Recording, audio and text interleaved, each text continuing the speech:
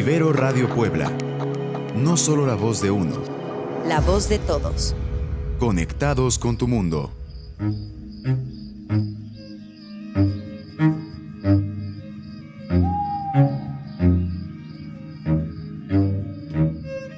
Caminos del viento. Voces y silencios de los derechos humanos.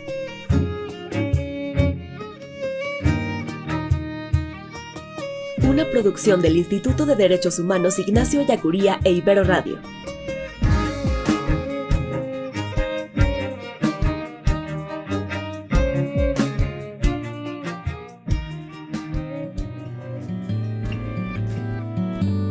Bienvenidos y bienvenidas a Caminos del Viento. Llegamos al final de esta primera temporada y también nos acercamos al final de este año 2020, un año particularmente atípico que cambió nuestra vida, que cambió nuestra forma de realizar nuestras actividades diarias, que nos mantuvo y nos mantiene a muchos en esta sana distancia, en esta virtualidad, en este trabajo remoto.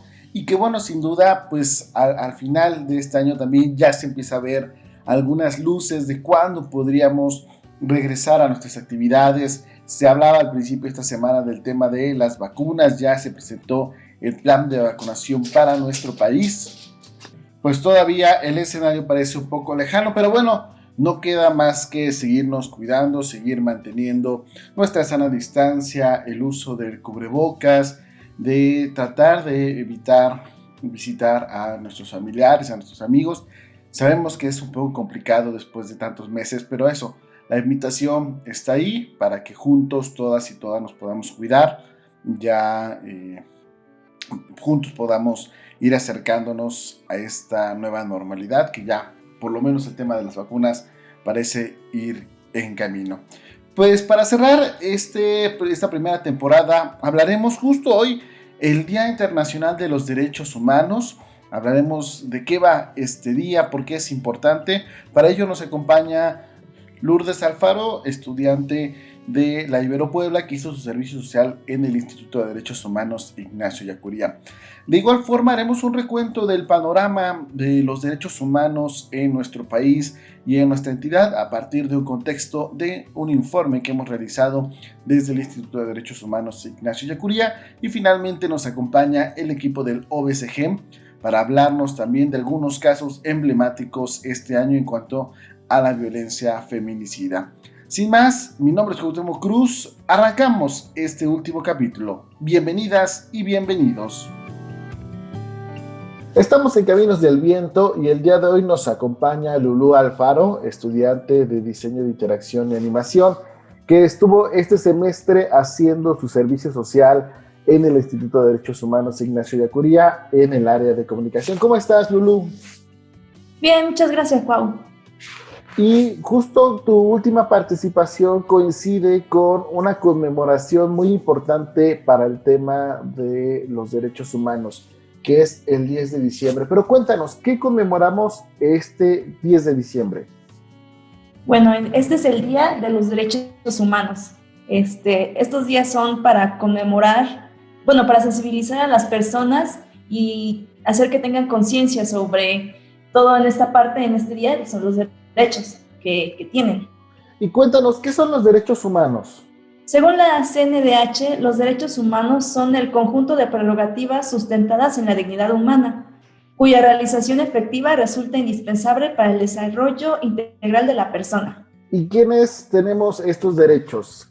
Esas prerrogativas, esta parte de la dignidad humana, ¿quiénes podríamos acceder a ellos? Pues todos, porque no hay distinción en la raza, el color, el sexo, el idioma o la religión que se profese. Cualquier otra índole, pues igual no tiene relevancia. Oye, ¿y dónde podemos encontrar este catálogo de derechos humanos? Ya, la Comisión Nacional ya nos dijiste como qué es lo que menciona, que todos podemos, pero ¿dónde los podemos encontrar? En la Declaración Universal de los Derechos Humanos. Este documento ha sido traducido en más de 500 idiomas y está en diferentes formatos. Lo podemos encontrar en su versión simplificada, también en una versión ilustrada e incluso como en forma de audio. Oye, y para todos los que nos escuchan, que han dado seguimiento a este podcast, ¿a qué los invitarías en este marco del Día Internacional de los Derechos Humanos? Pues a conocer sus mismos derechos, porque así ayudamos a todos y a todas a tener una cultura de derechos humanos en la que se puede pensar, se puede promover la justicia. Perfecto. Y Lulu, antes, como comentábamos, esta es tu última participación en este espacio. ¿Qué nos puedes contar de tu periodo de servicio social y del Instituto de Derechos Humanos?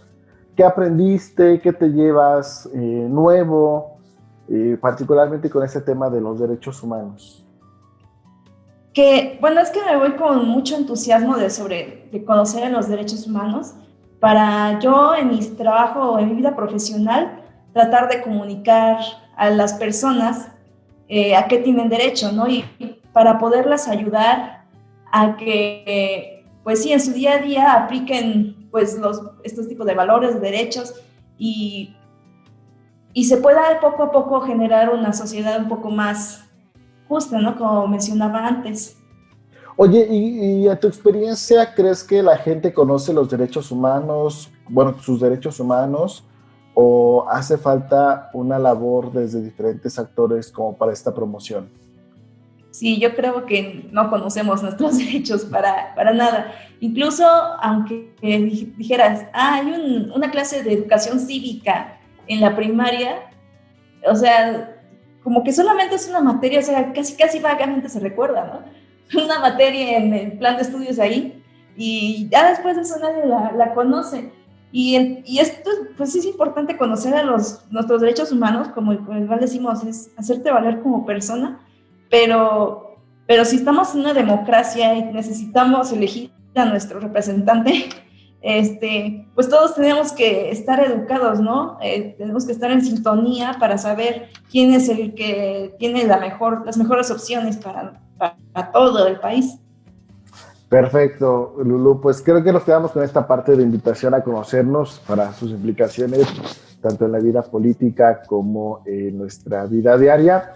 Gracias por haber participado en este semestre con la producción de diferentes contenidos que puedan encontrar a través de nuestras redes sociales y también de estos espacios en Caminos del Viento. No sé si quisieras agregar algo más, Lulu. Nada, pues que igual muchas gracias por darme la oportunidad de poder conocer más sobre los derechos humanos y que espero que el instituto siga como va, porque es una labor muy noble lo que están haciendo, y que quisiera que pudieran comunicar todos sus conocimientos a los demás, ¿no? Y para que tengamos conciencia sobre todos los problemas que hay en nuestro país. Muchas gracias. Gracias, Lulu. Pues con esto cerramos esta primera parte de Caminos del Viento. Y coincidiendo con el Día Internacional de los Derechos Humanos y el cierre de este año 2020, a continuación vamos a recuperar parte del contexto que hemos preparado para el informe de actividades 2020 del Instituto de Derechos Humanos Ignacio Ellacuría, para ver qué puntos rojos tenemos, qué avances se han logrado en diferentes temas como migración, seguridad y justicia, derecho a la información, violencia contra las mujeres y diversas comunidades vulnerables. Vamos a escuchar esto y continuamos aquí en Caminos del Viento. Instituto de Derechos Humanos Ignacio Ellacuría. Informe de actividades 2020. Contexto: violencia contra las mujeres. Durante el año 2020, aproximadamente 10.5 mujeres fueron asesinadas diariamente en nuestro país. En cuanto a los asesinatos por razones de género, las cifras no fueron menores. De acuerdo con el Secretariado Ejecutivo del Sistema Nacional de Seguridad Pública, entre enero y septiembre de este año se registraron en el país 704 feminicidios.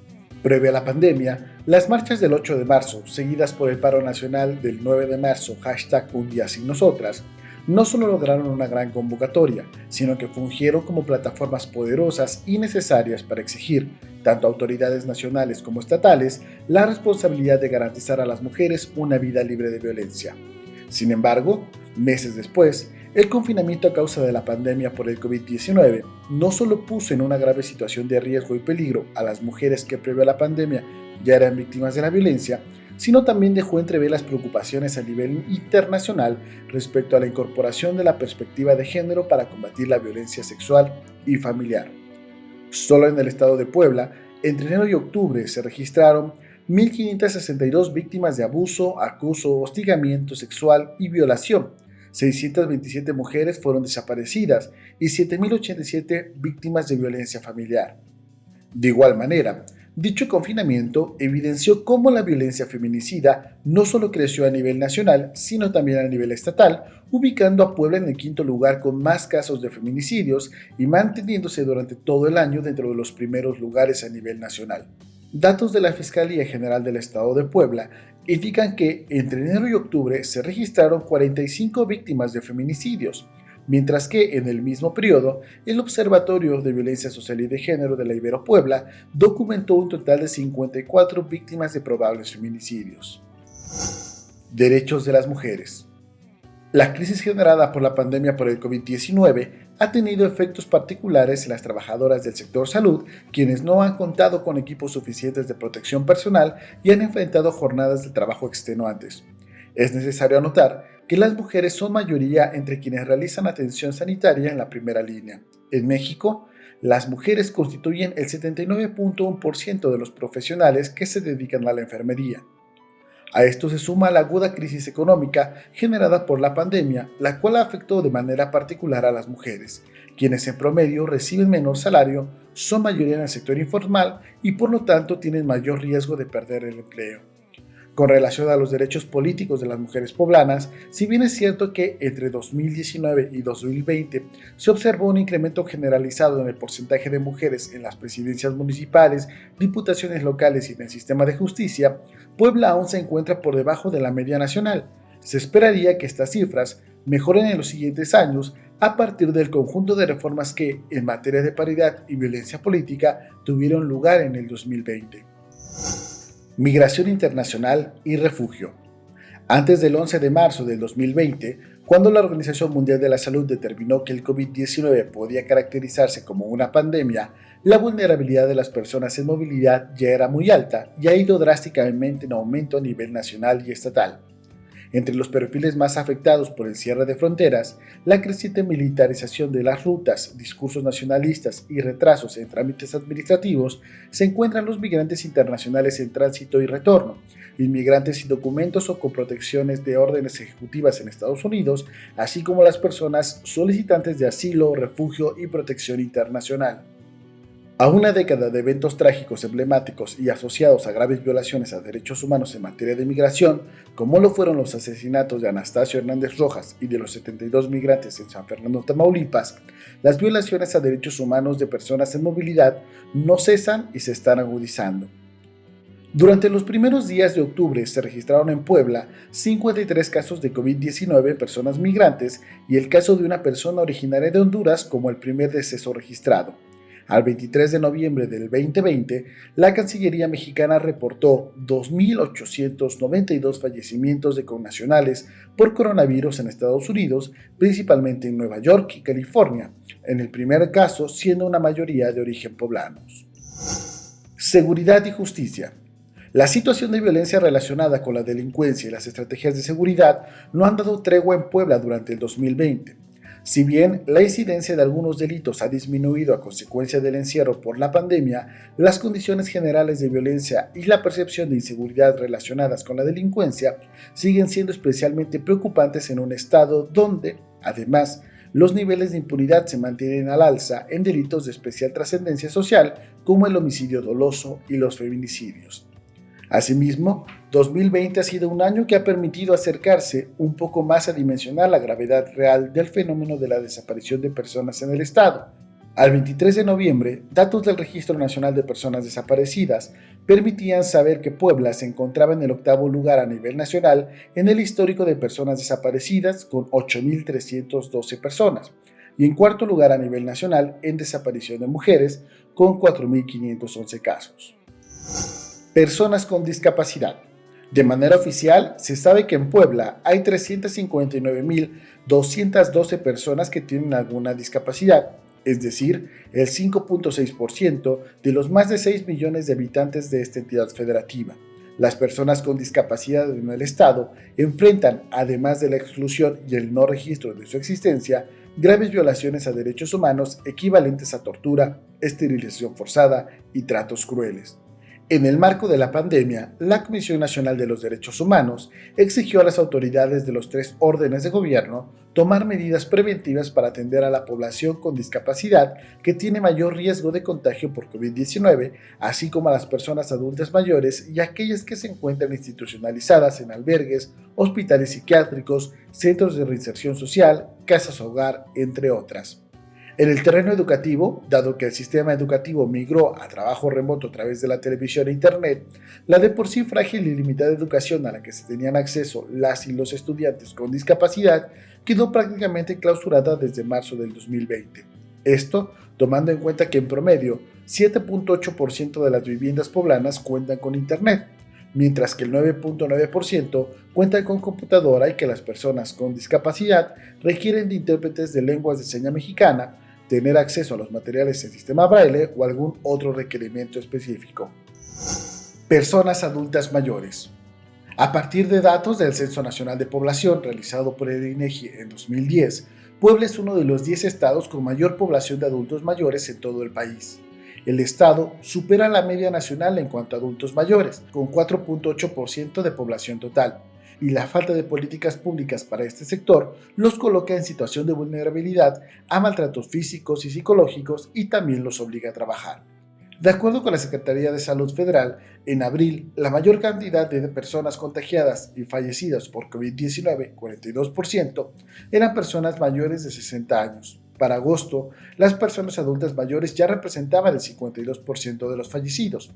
De acuerdo con el Sistema de Información del Instituto Nacional de Estadística y Geografía, del total de adultos mayores a los 60 años que fallecieron en Puebla, 903 tenían entre 60 y 69 años de edad, mientras que 597 entre 70 y 79 años, y 255 tenían más de 80 años. Del total de fallecimientos, la mayoría, el 62%, son hombres, mientras que el 38% restante corresponde a mujeres mayores a los 60 años. Comunidad LGBTI. De acuerdo con el diagnóstico para identificar las necesidades de la población LGBTI del municipio de Puebla en materia de derechos humanos, los principales problemas que viven las personas de la comunidad LGBTI en Puebla y que atentan contra sus derechos humanos son la discriminación y la violencia. Respecto a la discriminación, el 84.6% de las personas LGBTI encuestadas manifestó haberse sentido discriminada en algún espacio público por su orientación sexual y o identidad de género, y de ese total de personas, el 38% declaró haberse sentido violentado o discriminado alguna vez por parte de servidores públicos, principalmente agentes de seguridad, de tránsito o personal de salud. Otro aspecto importante es que el 87.5% de las personas entrevistadas manifestaron haber tenido miedo de ser violentadas en algún espacio público por mostrar abiertamente su orientación sexual o por demostrar afecto hacia sus parejas. Derecho a la información y libertad de expresión. México se ha convertido desde hace años en uno de los países más peligrosos para el ejercicio del periodismo. La constante en las cifras de agresiones contra medios de comunicación y asesinatos de periodistas genera un contexto adverso para garantizar la libertad de expresión y el derecho a la información.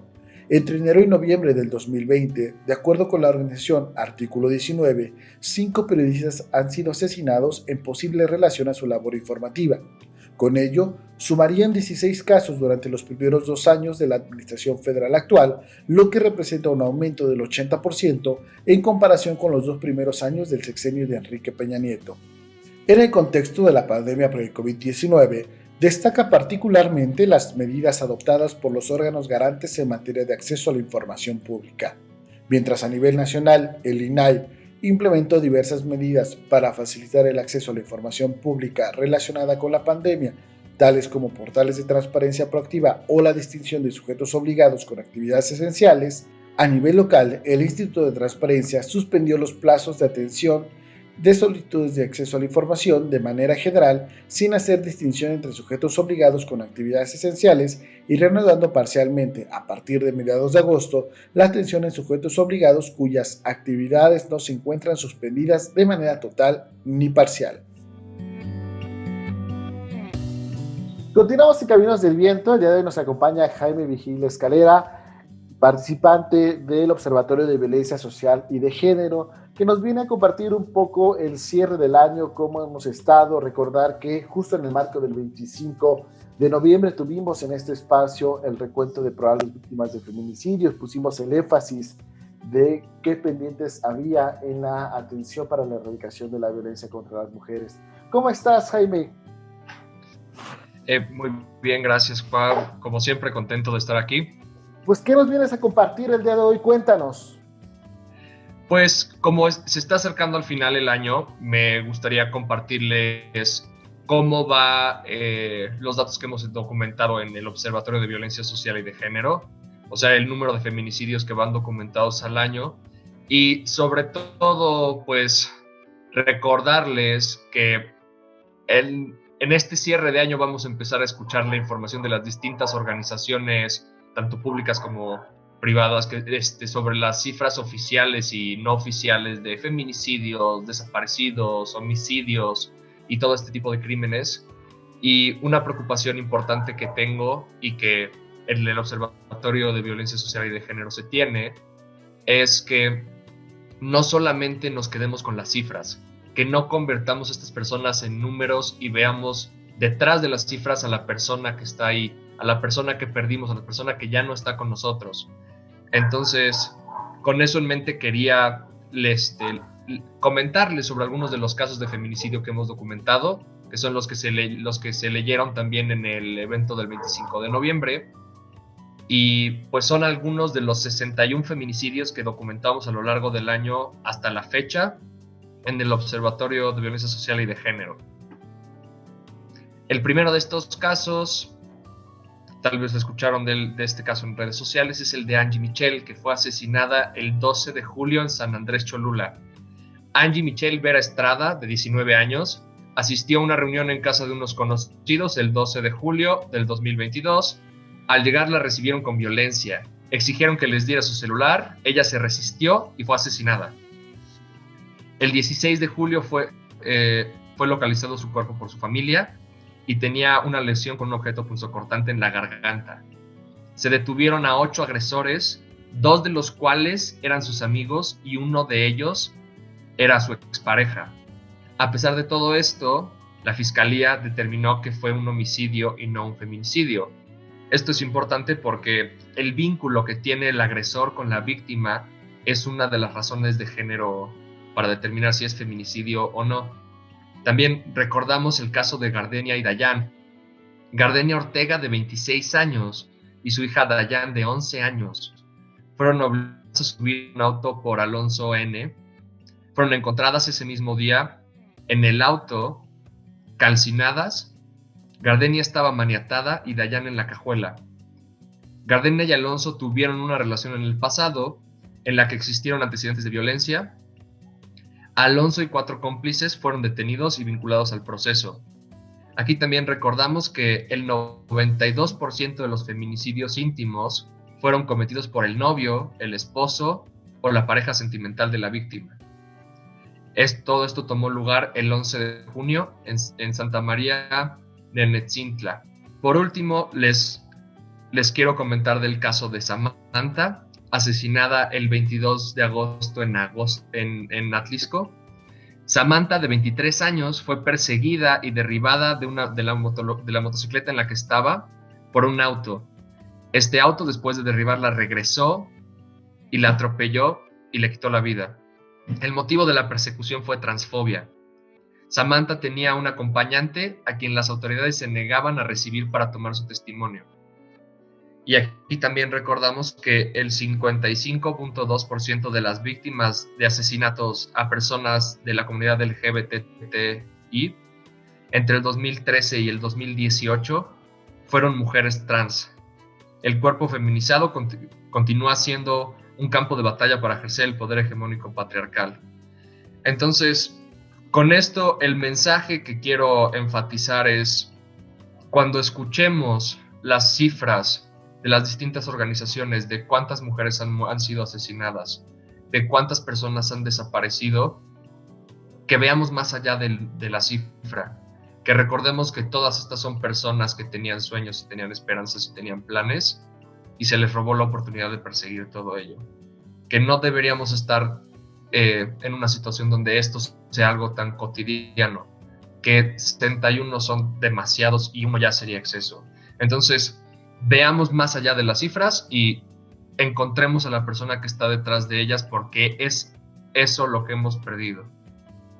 Gracias por lo que nos compartes, Jaime. Sin duda es un tema que en este espacio hemos puesto con recurrencia en la lupa, ¿no? Que es algo que nos preocupa, el tema de la violencia feminicida del Estado. Esta es tu última colaboración, por lo menos como estudiante de servicio social al interior del Observatorio de Violencia Social y de Género. ¿Qué nos pudieras compartir? ¿Qué te llevas después de estos meses de estar documentando, revisando el tema de la violencia feminicida, pero no solamente de este punto máximo, sino también de todo el entorno de las diferentes violencias contra las mujeres? Pues primero que nada me llevo mucho miedo. Pues esto ha ido visibilizando el riesgo en el que siempre, que la amenaza siempre está mucho más cerca de lo que pensamos. Entonces, yo esto lo experimento en el caso del feminicidio como potencial víctima secundaria. Cuando estoy con mi hermana o cuando estoy con mi novia, pues ya soy más consciente de que no hay nada que garantice su seguridad. Otra cosa que también me llevo importante es, por algunos de los casos que mencioné hoy, la mayoría muchos de los casos de feminicidio son llevados a cabo por las personas más cercanas a las víctimas. Entonces, pues esto invita a, como hombre, que reflexione sobre qué conductas violentas puedo tener yo y en los círculos cercanos en los que yo estoy, en mi familia, con mis amigos, qué conductas violentas se están presentando. Porque en muchos de estos casos el riesgo no es uno que esté afuera, es uno que está dentro de casa. Entonces tenemos que buscar ahí también, y si no estamos dispuestos a reflexionar y ver las conductas problemáticas y violentas que están ocurriendo dentro de casa, pues seguimos propiciando un contexto en el que esto siga ocurriendo. Y pues además de eso, una cosa que me llevo y con la que seguiré durante mucho tiempo es pues mucha confusión de cómo es que esto pasa con tanta frecuencia. ¿Cómo es que alguien puede ser capaz de hacer algo tan horrible como los casos que he estado documentando? ¿Cómo es que alguien podría lastimar a una amiga, a una persona que supuestamente quieren, a una familiar, a una pareja que supuestamente aman? ¿Cómo es que pueden llegar a cometer actos como estos? Yo estoy muy confundido de cómo puede llegar a ocurrir esto. Realmente no entiendo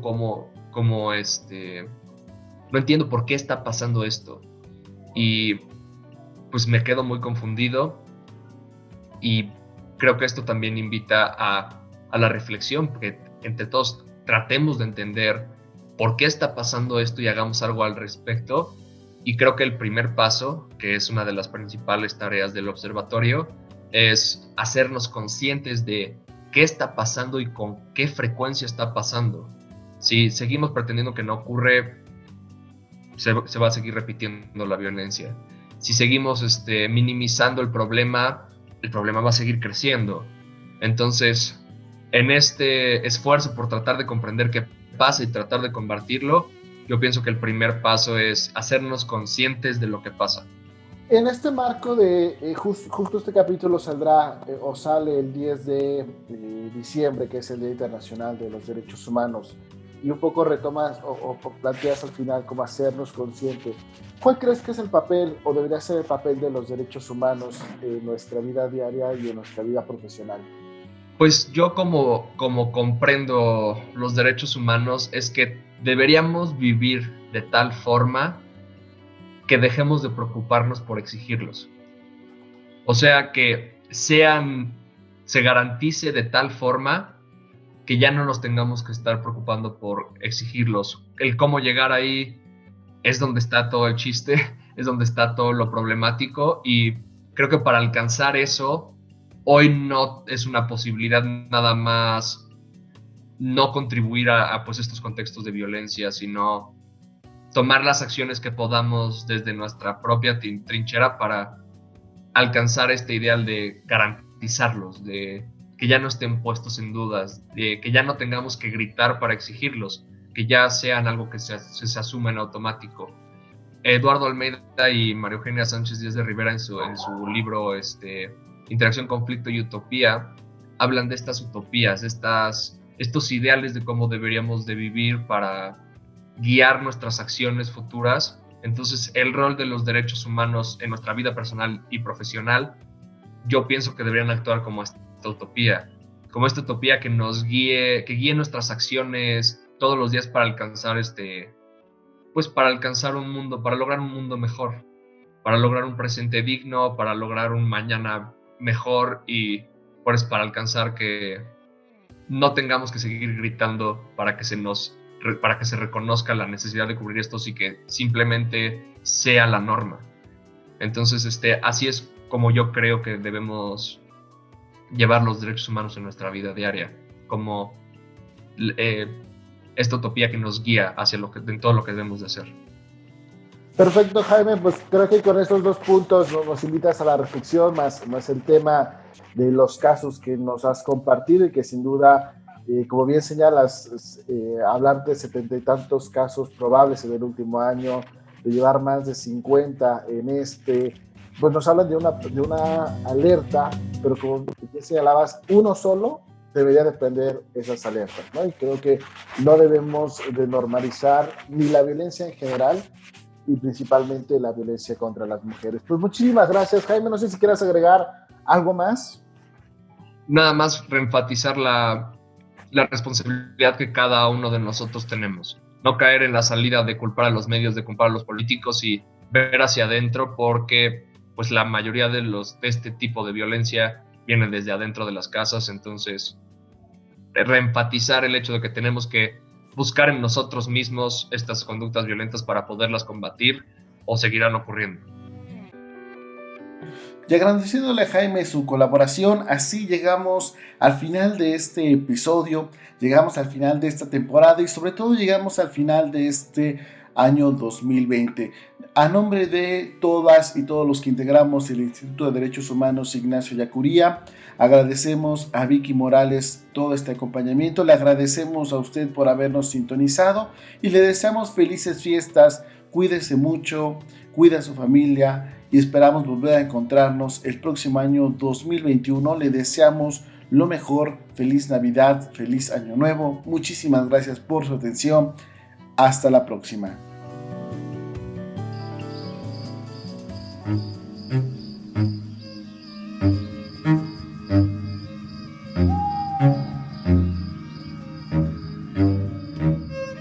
Caminos del Viento. Voces y silencios de los derechos humanos.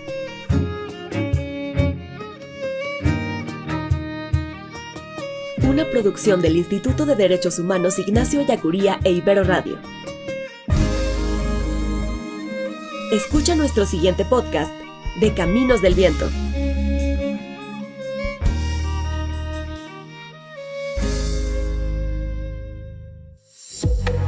Ibero Radio. En donde sea, cuando sea, en donde estés. Conectados con tu mundo.